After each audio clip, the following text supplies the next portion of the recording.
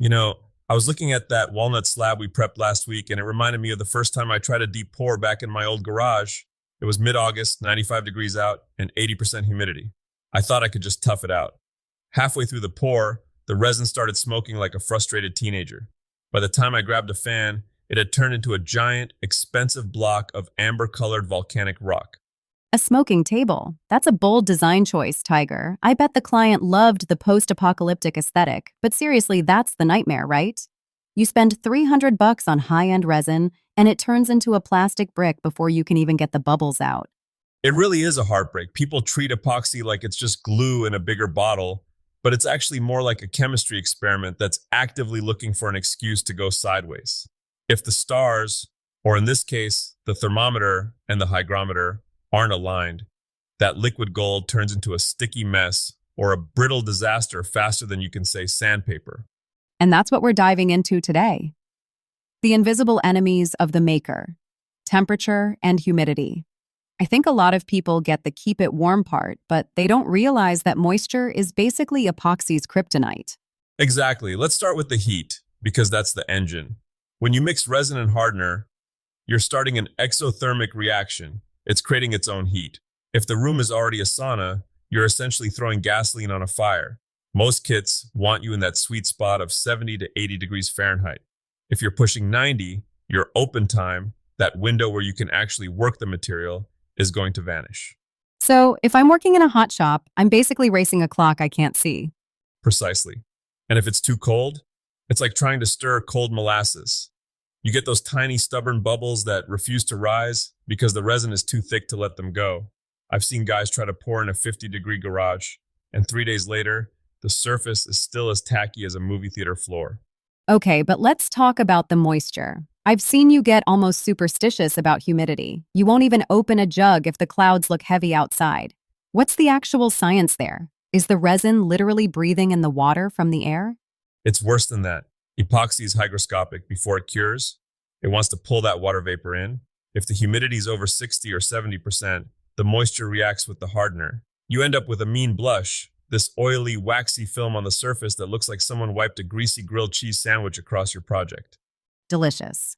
So if I get that greasy film, is the project toast? Or can I just sand it off and pretend I meant to do it? You can sand it, but it's a miserable job. The blush clogs your sandpaper instantly. It's like trying to sand a candle. But the real danger is if the moisture gets into the mix. It can cause cloudiness, or worse, it can prevent the chemical bonds from forming correctly. You end up with a soft cure where the table feels like a pencil eraser forever. I've heard you mention that even the container matters when it comes to heat. Like, don't use glass? Never use glass or foam. Think about it. A deep pour resin in a narrow glass jar is a thermal trap. The heat builds up in the center, it can't escape through the glass, and suddenly you've got a runaway reaction. I've seen plastic mixing buckets literally melt and fold over because the epoxy got so hot. I always tell people to use wide, flat plastic containers if they're worried about it kicking off too fast. Spreading it out gives that heat a way to escape. That makes sense. It's like a crowd of people. If they're all packed in a hallway, they're going to get hot. If they're in a park, they stay cool. So what's the Tiger method for prepping a space? Are you running a dehumidifier for 3 days straight? I might be a bit of a nerd about it, but yeah, I want my shop at a steady 75 degrees for at least 24 hours before I pour and 24 hours after. The substrate, the wood, or the concrete has to be the same temperature as the resin.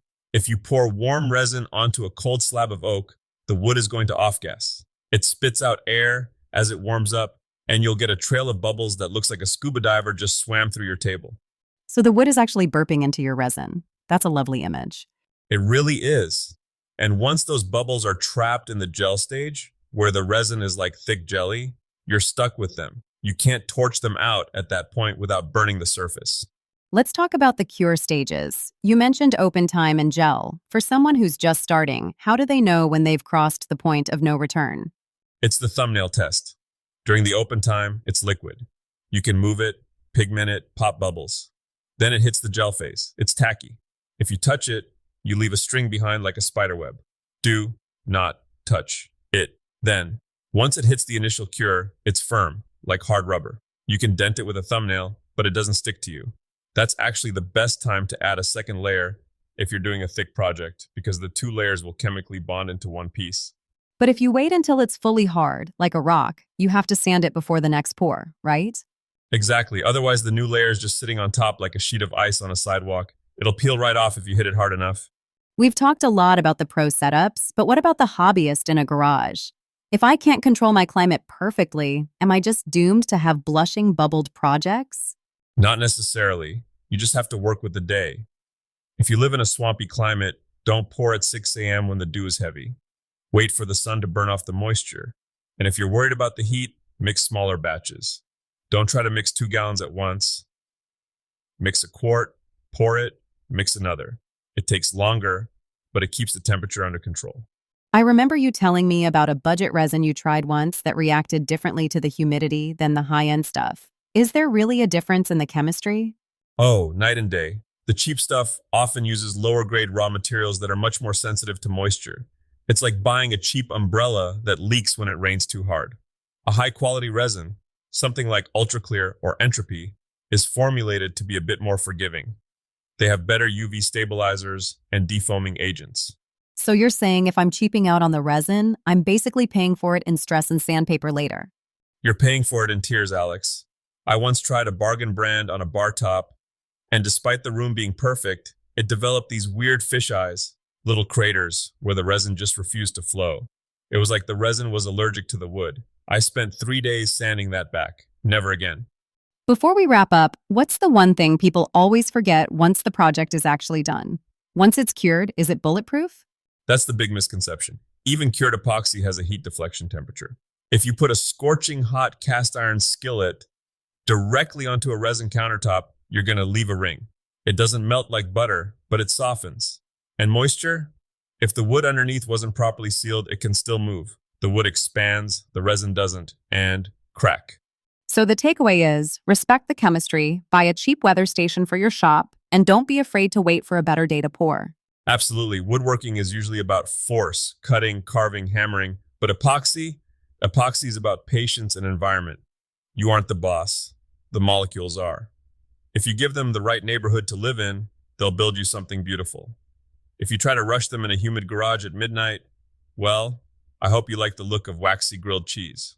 I think I'll pass on the grilled cheese finish. This was great, Tiger. I think I'm actually less terrified of my next pour now. Just keep an eye on that hygrometer.